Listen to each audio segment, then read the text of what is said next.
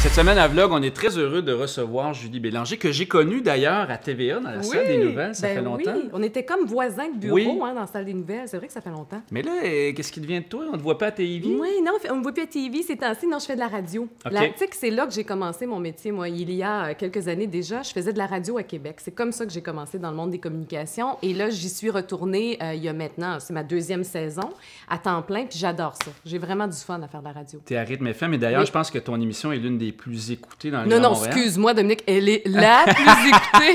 Revise tes notes. Non, c'est une blague, mais c'est vrai, elle est numéro 1. Ça, écoute, quand les codes d'écoute sont sortis, là, parce que je peux te dire que j'étais un peu nerveuse de retourner à la radio. Ça faisait plusieurs années que j'en avais pas fait. Tu te dis, est-ce que j'ai encore les réflexes? Est-ce que les gens vont me suivre là-dedans? Est-ce que ça va marcher? Et finalement, quand les codes d'écoute sont sortis, ben c'était effectivement l'émission la plus écoutée. Une des raisons, peut-être, de ton succès, c'est que tu te sers beaucoup d'Internet pour préparer ton émission. Oui, mais ça, je trouve ça essentiel. Puis je pense que c'est impossible de passer à côté en 2009. Puis c'est drôle parce que quand j'ai commencé à faire de la radio, j'avais 22 ans.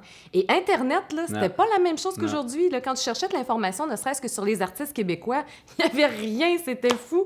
Alors qu'aujourd'hui, on sent vraiment que tout le monde s'est mis un peu plus à la page. Et oui, c'est une source importante d'information pour moi. Quel site tu fréquentes pour te préparer?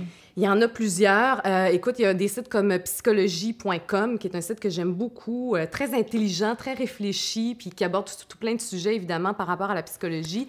Auféminin.com, parce qu'on parle beaucoup aux femmes à Rythme FM, hein, donc auféminin.com, Châtelaine, Cyberpresse, il y en a tout plein, mais ça tourne pas mal autour de cet univers-là. J'ai vu tantôt ton BlackBerry, tu as l'air d'être assez accro à ton appareil. Pas vraiment. Pas du tout? Pas du tout. Je te dirais que je l'utilise à peu près à 2 % de sa capacité. C'est juste que je le trouvais beau. Il est rouge. Je le trouvais le fun. Et j'ai mis une photo de mon chum et moi, puis ça, j'aime beaucoup ça. Ça, je trouve ça bien le fun, ça.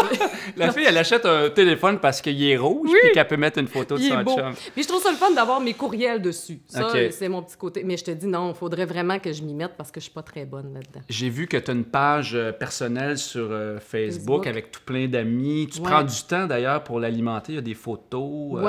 Tu écris beaucoup aussi sur ton Facebook. Oui, assez souvent. Oui, ben j'ai des amis, puis des gens aussi que je connais pas, qui sont devenus mes amis virtuels. Donc, mais c'est long à gérer, hein, cette affaire-là. Là, je suis comme rendue à 1500 amis. Je trouve ça long. Je trouve ça un petit peu long. T'es exigeant des amis? Oui, c'est ça. Ça demande du temps, tu sais. Mais je trouve ça très agréable. En même temps, ça permet d'avoir un lien qui est tellement privilégié avec les gens qui nous suivent, tu sais. Des fois, il y a des commentaires. Je trouve ça vraiment le fun puis très direct. C'est un peu comme si tu gérais ton propre fan club, finalement. Oui, sans macarons. Tu sais, il y avait tout le temps des macarons, hein?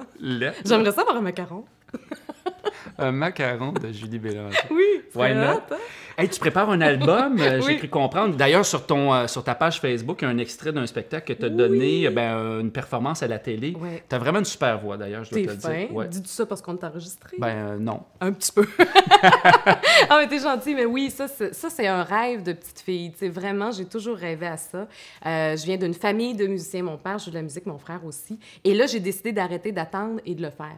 Alors, j'ai pris ça en main et ça va sortir bientôt. Écoute, les musiciens rentrent en studio très bientôt. C'est pas la semaine prochaine, le mois prochain. Mois de décembre, c'est ça? Mois de décembre, et ça devrait sortir aux alentours de mars, je te dirais. C'est quoi comme album? Ça a l'air un peu jazzy, en tout cas. C'est très jazzy. Moi, je dis que c'est un album de souper. Parce que moi, j'aime ça, écouter de la musique quand je soupe. Je trouve ça important d'avoir une bonne ambiance, puis pas avoir une grosse toune destroy que tu es obligé d'aller changer, tu comprends? Alors, c'est vraiment un album d'ambiance. C'est mes propres compositions.